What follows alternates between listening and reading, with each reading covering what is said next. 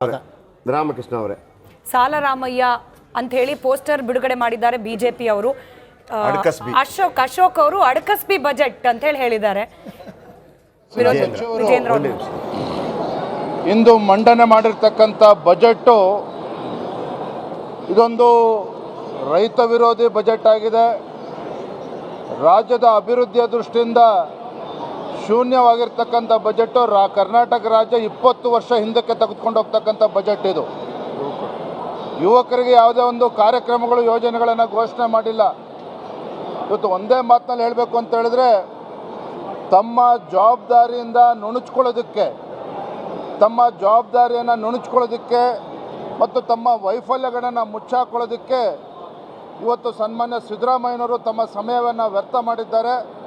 ಮತ್ತು ಈ ಬಜೆಟ್ಟಿನ ಒಂದು ಪಾವಿತ್ರ್ಯತೆಯನ್ನು ಹಾಳು ಮಾಡಿದ್ದಾರೆ. ಏನು ಮೊನ್ನೆ ದಿನ ದೆಹಲಿ ಚಲೋ ಮಾಡಿದ್ರು, ರಾಜ್ಯದ ಗೌರವವನ್ನು ಹರಾಜಾಗ್ತಕ್ಕಂಥ ಕೆಲಸ ರಾಜ್ಯ ಸರ್ಕಾರದ ನೇತೃತ್ವದಲ್ಲಿ ದೆಹಲಿಯಲ್ಲಿ ಏನಾಗಿತ್ತು, ಇವತ್ತು ಕೂಡ ಮಾನ್ಯ ಮುಖ್ಯಮಂತ್ರಿಗಳು ಹಣಕಾಸಿನ ಸಚಿವರು ತಮ್ಮ ಬಜೆಟ್ನಲ್ಲಿ ಕೇಂದ್ರ ಸರ್ಕಾರವನ್ನು ದೂರ್ತಕ್ಕಂಥ ಕೆಲಸವನ್ನು ಮಾಡಿದ್ದಾರೆ. ಇವತ್ತು ಉತ್ತರ ಕರ್ನಾಟಕದ ಅಭಿವೃದ್ಧಿಯ ಬಗ್ಗೆ 1 ರೂಪಾಯಿನೂ ಕೂಡ ಕೊಡದೇ ಇರತಕ್ಕಂಥ ಈ ಬಜೆಟ್ಟು. ಇವತ್ತು ರೈತರು ಸಂಕಷ್ಟದಲ್ಲಿದ್ದಾರೆ. ಈ ಒಂದು ಬಜೆಟ್ನಿಂದ ತಮಗೇನೋ ಪರಿಹಾರ ಸಿಗ್ತದೆ ಅಂತೇಳಿ ರೈತರು ಇವತ್ತು ಕಾಯ್ತಾ ಇದ್ರು. ಸಿಎಂ ಸಿದ್ದರಾಮಯ್ಯ ಅವರ ಬಜೆಟ್ ಮಂಡನೆ ಮುಕ್ತಾಯಗೊಂಡಿದೆ. ದಾಖಲೆ 15ನೇ ಬಜೆಟ್ ಮಂಡಿಸಿದ 3 ಗಂಟೆ 15 ನಿಮಿಷಗಳ ಕಾಲ ನಿರಂತರ ಬಜೆಟ್, 175 ಪುಟಗಳ ಬಜೆಟ್ ಓದಿದ ಮುಖ್ಯಮಂತ್ರಿ ತನ್ನದೇ ದಾಖಲೆ ಮತ್ತು ಈ ಹಿಂದೆ ರಾಮಕೃಷ್ಣ ಹೆಗಡೆಯವರ ದಾಖಲೆ ಮೀರಿ ಹೊಸ ದಾಖಲೆ ಬರೆದಿದ್ದಾರೆ ಸಿದ್ದರಾಮಯ್ಯನವರು. 15 ಬಜೆಟ್ಗಳನ್ನು ಮಂಡಿಸುವ ಮುಖಾಂತರ 3 ಗಂಟೆ 15 ನಿಮಿಷಗಳ ಕಾಲ ನಿಂತು ಬಜೆಟ್ ಓದಿದ್ರು. ಇದೀಗ ಮುಖ್ಯಮಂತ್ರಿಗಳ ಬಜೆಟ್ ಮಂಡನೆ ಮುಕ್ತಾಯಗೊಂಡಿದೆ. ಒಂದು ರೀತಿಯಲ್ಲಿ ಅಹಿಂದ ಬಜೆಟ್ ಅಂತ ಹೇಳಲಾಗ್ತಾ ಇದೆ. ಇದನ್ನು ಅಹಿಂದ ಬಜೆಟ್ ದೃಶ್ಯಾವಳಿ ನೋಡ್ತಾ ಇದ್ದೀರಿ ನೀವು. ಸಾಫ್ಟ್ ಹಿಂದುತ್ವ ಕೂಡ, ಎಸ್, ಮೃದು ಬಹಳ ಹಿಂದುತ್ವ, ಟ್ಯಾಕ್ಟಿಕ್ ಫುಲ್ ಆಗಿ, ಬಹಳ ಅಳದೂ ತೂಗಿ ಶ್ರೀರಾಮ ಅನ್ನೋ ಒಂದೇ ಒಂದು ಪದ ಬಳಕೆ ಮಾಡ್ದಲೆ ಬೇರೆ ಎಲ್ಲಾ ದೇವರ ಹೆಸರನ್ನ ಸ್ಮರಣೆ ಮಾಡ್ದಂಗಿದೆ. ಎನಿವೆ, ಪೊಲಿಟಿಕಲ್ ಆಸ್ಪೆಕ್ಟ್ ಡಿಬೇಟ್ ಪ್ರಾರಂಭ ಮಾಡೋಣ. ನಮ್ಮ ಜೊತೆಯಲ್ಲಿ ಆಮ್ ಆದ್ಮಿ ಪಕ್ಷದಿಂದ ಅಶೋಕ್ ಮೃತ್ಯುಂಜಯ ಇದ್ದಾರೆ, ಹಾಗೆ ಬಿಜೆಪಿಯಿಂದ MD ಲಕ್ಷ್ಮೀನಾರಾಯಣ ಅವರು, ಹಾಗೆ ಕಾಂಗ್ರೆಸ್ನಿಂದ ರಾಮಕೃಷ್ಣ ಅವರು, ರಾಜಕೀಯ ವಿಶ್ಲೇಷಕರು ಚಂಬಿ ಪುರಾಣಿಕ್, ಹಾಗೆ ಆರ್ಥಿಕ ತಜ್ಞೆ ಡಾಕ್ಟರ್ ಪವಿತ್ರ. MD ಲಕ್ಷ್ಮೀನಾರಾಯಣ್ ಸರಿಂದಾನೇ ಪ್ರಾರಂಭ ಮಾಡೋಣ ಅಂತ ಹೇಳಿ, ಯಾಕಂದ್ರೆ ವಿರೋಧ ಪಕ್ಷದ ನಾಯಕರು, ಹೀಗಾಗಿ ನಿಮ್ಮದೇ ಫಸ್ಟ್ ಪ್ರತಿಕ್ರಿಯೆ ಬರಬೇಕೇನು ಹೇಳ್ತೀರಿ ಸರ್? ಬಜೆಟ್ ನೋಡಿ, ಪ್ರಜಾಪ್ರಭುತ್ವದ ವ್ಯವಸ್ಥೆಯಲ್ಲಿ ಯಾವುದೇ ಸರ್ಕಾರ ಇರ್ಬೋದು, ಒಂದು 5 ವರ್ಷದ ಆಡಳಿತವನ್ನು ಕೊಡುವಂಥ ಸಂದರ್ಭದಲ್ಲಿ ಪ್ರತಿ ವರ್ಷವೂ ಕೂಡ ಬಡ್ಜೆಟ್ ಮೂಲಕ ಅನುದಾನವನ್ನು ತೆಗೆದಿಟ್ಟು ಸಾರ್ವಜನಿಕ ಹಿತಾಸಕ್ತಿಯ ಮೇಲೆ ಕೊಡ್ತಕ್ಕಂಥ ಒಂದು ದೃಷ್ಟಿನಲ್ಲಿ ಎಲ್ಲವನ್ನೂ ಕೂಡ ಸರಿಸಮನಾಗಿ ಯೋಚನೆ ಮಾಡಬೇಕಾಗುತ್ತೆ. ಇಂಥ ಸಂದರ್ಭದಲ್ಲಿ ನಾವು ವಿರೋಧ ಪಕ್ಷದಲ್ಲಿ ಇದ್ಕೊಂಡು ಎಲ್ಲವೂ ತಪ್ಪು ಎಲ್ಲವೂ ಸರಿ ಅಂತಕ್ಕಂಥದ್ದು ಹೇಳಲಿಕ್ಕಾಗಲ್ಲ. ತಪ್ಪಾಗಿರ್ತಕ್ಕದ್ದು ನಾವು ತಪ್ಪು. ಉದಾಹರಣೆಗೆ ಮೊದಲನೇದು ಹೇಳಲಿಕ್ಕೆ ಇಚ್ಛೆಪಡ್ತೇನೆ. ಕಾಂಗ್ರೆಸ್ ಸರ್ಕಾರ ಹೊಸರಲ್ಲಿ ಬಂದಂಥ ಸಂದರ್ಭದಲ್ಲಿ ಸನ್ಮಾನ್ಯ ಮುಖ್ಯಮಂತ್ರಿಗಳು ಸರ್ಕಾರಿ ನೌಕರರ 7ನೇ ವೇತನದ ಆಯೋಗವನ್ನು ರಚನೆ ಮಾಡಿ ಇನ್ನು 2 ತಿಂಗಳಲ್ಲಿ ವರದಿ ತರಿಸ್ಕೊಂಡು ನಾನು ಇಂಪ್ಲಿಮೆಂಟ್ ಮಾಡ್ತೀನಿ ಅಂತಕ್ಕಂಥ ಮಾತನ್ನು ಹೇಳಿದರು. ಅದರ ಸುದ್ದಿ ಇಲ್ಲ. ಇವತ್ತು ಇಡೀ ಕರ್ನಾಟಕದಲ್ಲಿರ್ತಕ್ಕಂಥ ಸುಮಾರು 6-7 ಲಕ್ಷ ನೌಕರರಿಗೆ ನಿರಾಸೆ ಆಗಿದೆ. ಎರಡನೇದು, ಇವತ್ತಿಡೀ ರಾಜ್ಯದ 96% ಬರಗಾಲ ಬಂದಿದೆ. 200ಕ್ಕೂ ಕೂಡ ಹೆಚ್ಚು ತಾಲೂಕುಗಳು ಬರದಿಂದ ತತ್ತರಿಸ್ತಾ ಇದ್ದಾವೆ. ಕುಡಿಯೋ ನೀರಿರ್ಬೋದು, ತಿರುಗಾಡ್ತಕ್ಕಂಥ ರಸ್ತೆ ಇರ್ಬೋದು, ಆಹಾರ ಧಾನ್ಯಗಳಿರ್ಬೋದು. ಇಂಥ ಒಂದು ಸಂದರ್ಭದಲ್ಲಿ ಕೇವಲ 500 ಕೋಟಿ ರೂಪಾಯಿ ಮಾತ್ರ ಇಟ್ಟಿದ್ದಾರೆ ಬಡ್ಜೆಟ್ನಲ್ಲಿ. ಇವ್ರು ಕೇಳ್ತಕ್ಕಂಥದ್ದು ಏನು? ಕೇಂದ್ರ ಸರ್ಕಾರಕ್ಕೆ ನಾವು 18,000 ಕೋಟಿ ಕೇಳಿದ್ದೀವಿ ಅಂತಕ್ಕಂಥ ಮಾತನ್ನು ಉಲ್ಲೇಖ ಮಾಡಿದೆ. ಆದರೆ ನನ್ನ ವಾದ ಏನು, ಅವ್ರು ಕೊಡದಲ್ಲೇ ಹೋದರೆ ಅಥವಾ ಅವರಿಂದ ಬರದಲ್ಲೇ ಹೋದರೆ ನಾವು ಖಂಡಿತವಾಗಿ ಕೂಡ ಈ ಬರವನ್ನು ಯಾವ ರೀತಿ ನಿರ್ವಹಣೆ ಮಾಡ್ತೇವೆ ಅಂತಕ್ಕಂಥ ಒಂದು ಮಾತು ಕೂಡ ಸ್ಪಷ್ಟವಾಗಿ ಬಂದಿಲ್ಲ.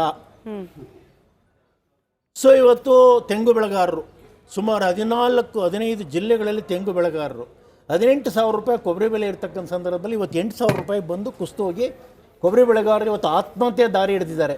ಅದ್ರ ಬಗ್ಗೆ ಒಂದು ಸ್ವಲ್ಪವೂ ಕೂಡ ಪ್ರಸ್ತಾಪ ಇಲ್ಲ. ಈ ರೀತಿ ಅನೇಕ ಉದಾಹರಣೆಗಳನ್ನ ಕೊಟ್ಕೊಂಡು ಹೋಗ್ತಾ ಇರತಕ್ಕಂಥ ಒಂದು ವಿಚಾರವನ್ನು ಮಾಡಿರ್ತಕ್ಕಂಥದ್ದು ಅಯವ್ಯಯ ಇವತ್ತು ಸಮರ್ಪಕವಾಗಿ ಇಲ್ಲ ಅಂತಕ್ಕಂಥದ್ದು ರಾಮಕೃಷ್ಣ ರೈತರಿಗೂ ಕೂಡ ಅನುಕೂಲ ಆಗದೇ ಇರತಕ್ಕಂಥ ಈ ಬಜೆಟು ಮಹಿಳೆಯರಿಗೂ ಕೂಡ ಅನುಕೂಲ ಆಗೋದಿಲ್ಲ. ಇವರು ತಮ್ಮ ಮ್ಯಾನಿಫೆಸ್ಟೋನಲ್ಲಿ ಪ್ರಣಾಳಿಕೆಯಲ್ಲಿ ನೇಕಾರರ ಬಗ್ಗೆ ಮಾತನಾಡಿದರು. ನೇಕಾರರ ಪರವಾಗಿ ಯಾವುದೇ ಒಂದು ಯೋಜನೆಯನ್ನು ಕೂಡ ಘೋಷಣೆ ಮಾಡಿಲ್ಲ. ಯೋಜನೆ ಘೋಷಣೆ ಮಾಡೋದಿರಲಿ, ಆ ನೇಕಾರರ ಹೆಸರು ಕೂಡ ಉಲ್ಲೇಖವನ್ನು ಮಾಡಿಲ್ಲ ಆ ಬಜೆಟ್ನಲ್ಲಿ.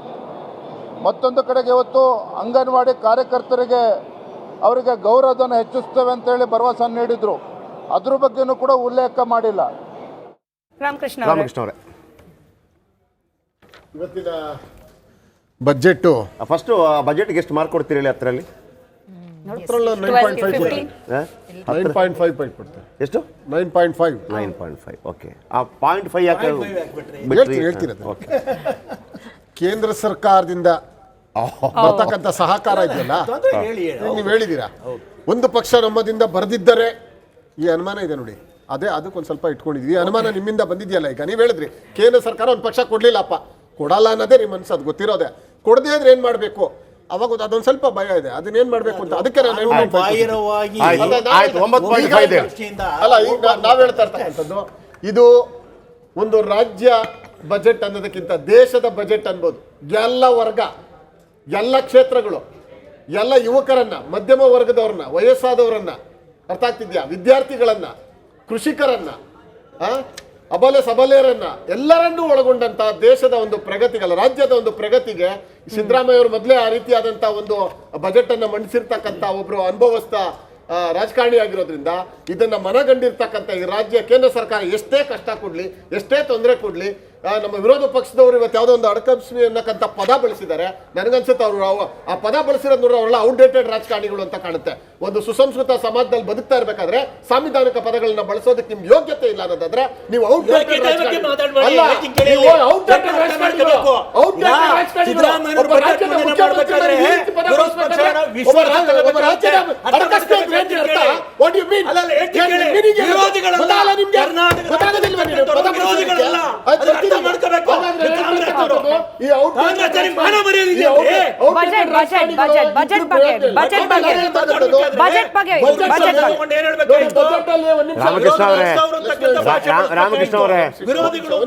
ರಾಮಕೃಷ್ಣ ಅವರೇ ಕರ್ನಾಟಕ ರಾಜ್ಯದಲ್ಲಿರ್ತಕ್ಕಂಥ 6.5 ಕೋಟಿ ಜನರು ಕೂಡ ಇವತ್ತು ಪ್ರೀತಿ ವಿಶ್ವಾಸದಿಂದ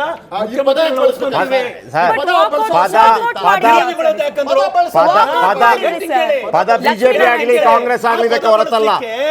ಸಿದ್ದರಾಮಯ್ಯನವರು ವಿರೋಧಿಗಳು ಅಂತ ಬಳಸಿದ್ರು. ವಾಕೌಟ್ ಮಾಡಿದೆ ಎಷ್ಟು ಸರಿ ಸರ್? ವಾಕೌಟ್ ಮಾಡಿದೆ ಸರಿ, ಆಚೆ ನಡೆದಿದೆ ಸರಿ. ನಿಮ್ಮ ಮಳವಳ್ಳಿ ಶಾಸಕ ಬಳಸ್ತಾರಲ್ಲ, ಅದು ನಿಮ್ಮ ಮಳವಳ್ಳಿ ಶಾಸಕ ಬಳಸ್ತಾರಲ್ಲ, ಅದು ಬಜೆಟ್ ಕೇಂದ್ರಿತವಾಗಿ ನಮ್ಮಲ್ಲೂ ಆಗಿದೆ. ಈ ಬಜೆಟ್ ಒಂದು ನಿಜವಾಗ್ಲೂ ಕೂಡ ಆಶಾದಾಯಕವಾಗಿದೆ. ಯಾವುದೇ ಕೂಡ ನೀವು 2010 ವರ್ಷದ ಗುರಿ ಇಟ್ಕೊಂಡು ಮಾಡಿರ್ತಕ್ಕಂಥದ್ದಾಗಿದೆ. ಈಗ ಎಲ್ಲ ಬಜೆಟ್ಗಳನ್ನ ಕೊಟ್ಟಿದ್ದೇವೆ.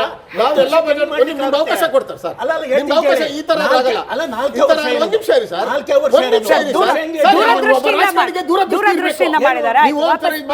ರಾಜಕಾರಣಿಗೆ ಯಾವಾಗಲೂ ದೂರದೃಷ್ಟಿ ಇರಬೇಕು. ದೇಶ ಆಳಂಗೆ 25 ವರ್ಷದ ಮುಂದಿನ ಇರಬೇಕು, ರಾಜ್ಯ ಆಳಂಗೆ 10 ವರ್ಷದ ಮುಂದೆ ಇರಬೇಕು. ನೀವು ರಾಜಕಾರಣ ಮಾಡೋರು ಮಾತಾಡೋದು ಬಿಡ್ತೀರಾ ಇಲ್ಲ ಸರ್? ಮಾತಾಡೋದು ಬಿಡ್ತೀರಾ ಇಲ್ಲ? 10 ವರ್ಷ ಡೆಲ್ಲಿಗೆ ಹೋಗ್ಬೇಕು. ಒಂದು ನಿಮಿಷ ಇರಿ. ಭವಿಷ್ಯದ ಕರ್ನಾಟಕಕ್ಕಾಗಿ, ಭವಿಷ್ಯದ ಕನ್ನಡಿಗರಿಗಾಗಿ ಇರ್ತಕ್ಕಂಥ ಒಂದು ಬಜೆಟ್ ಆಗಿದೆ. ಈಗೆಲ್ಲ ಒಂದು ಕ್ಷೇತ್ರಗಳಲ್ಲೂ ಕೂಡ ಹಣವನ್ನು ಹೆಚ್ಚಿಗೆ ಮಾಡಿರ್ತಕ್ಕಂಥದ್ದಾಗ್ಲಿ, ಒಂದು ಕಾರ್ಯಚಟುವಟಿಕೆಗಳನ್ನು ಹೆಚ್ಚಿಗೆ ಮಾಡಿರ್ತಕ್ಕಂಥದ್ದಾಗಲಿ, ಮೀನುಗಾರರು ಇರ್ಬೋದು, ವಿದ್ಯಾರ್ಥಿಗಳಿರ್ಬೋದು, ಹೆಣ್ಣು ಮಕ್ಕಳು ಇರ್ಬೋದು, ಕೃಷಿ ನೇಕಾರರಿಗಿರ್ಬೋದು, ಆಮೇಲೆ ಅಲ್ಲ ಗೊತ್ತಾಗಿದೆಯಾ, ಇದೊಂದು ಭಕ್ತಿಯ ಬಜೆಟ್,